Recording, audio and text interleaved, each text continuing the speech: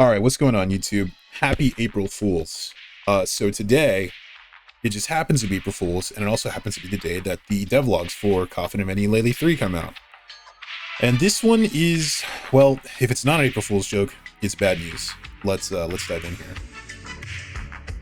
So I can't scroll up here. There's one more screenshot, but I actually can't show it. This screenshot is so edgy. I don't think I can show this on YouTube. And honestly, it's making me wonder, because it's obviously going to appear in the next episode. Can I even stream it? I don't know what we're going to do. Might have to do like a once over just to make sure this game is streamable. So we can't look at the up above screenshot, but let's look at this one.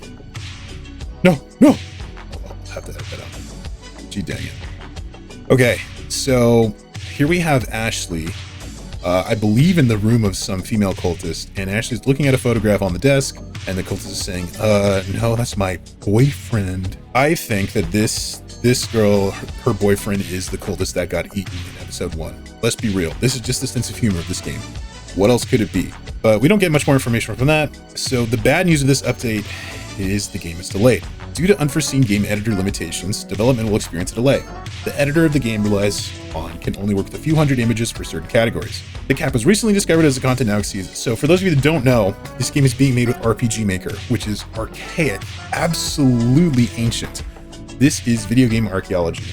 And you know, I'm not going to say RPG Maker didn't serve its purpose, because it did. I played some games I've loved on RPG Maker, but I think it's time to retire it. Its purpose was to give game developers who don't know what they're doing an easy platform for game engine, and there's just like other things that do that now. It's not, game development's never been easier. It's time to retire RPG Maker because it has these quirks. So the immediate workaround to this requires a lot of manual text editing of scene files outside of the editor, and a lot of additional back and forth reloading while developing gameplay and cutscenes. Okay. Not only is this very error prone, but it roughly doubles the labor that goes into creating game scenes going forward. Ugh. An external cutscene editor tool is being developed to try to alleviate this process somewhat. Wow, so either Hit 9 is trying to develop this tool independently, or this just happened to be like in the works, but it's not going to fix the problem entirely. Switching between the editor and this new tool will still add time to the current workflow.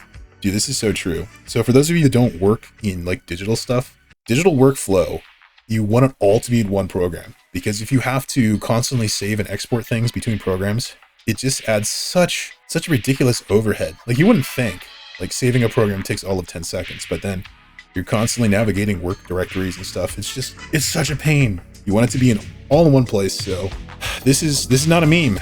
Workflow sucks when you have to be constantly exporting and switching between editors. Okay, so once the tool is finished and in use for a while, the scope and the severity of the setback will be better understood. So they don't even really know how bad it's going to be, but it's bad right now. So, oh boy. Let's hope it's not an April, or let's hope it is an April Fool's joke. Okay, so the other thing that's weird about this is we got a video, which is a first for these updates. So let's watch it. It's kind of humorous. Ugh, 360p, what is that? Okay, so this is actually Andrew and Julia's first encounter. You can tell from the concept of this scene that this is the first time they've really interacted. Like, Andrew knows Julia sort of by proxy through Ashley. And Julia doesn't even know she's friends with Ashley. And she's like, sure. Oh, what a relief. I just thought you kind of hated me.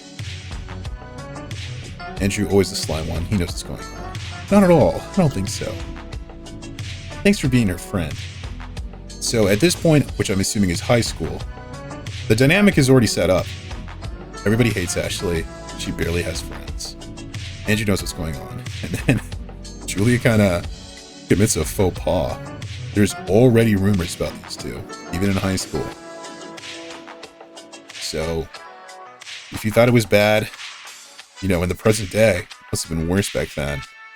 High school rumors and such. So Julia's reassuring her in a maybe not the most socially acceptable way. It was just like, hey, those rumors, don't worry about them. No substance to them, I'm sure. Try not to let it bother you too much. That's all. Bye. Then Andrew, you know, he's got some social graces. Hey, you free after school? And then Julia just drops her spaghetti. You know, you gotta pretend. Come on, Julia.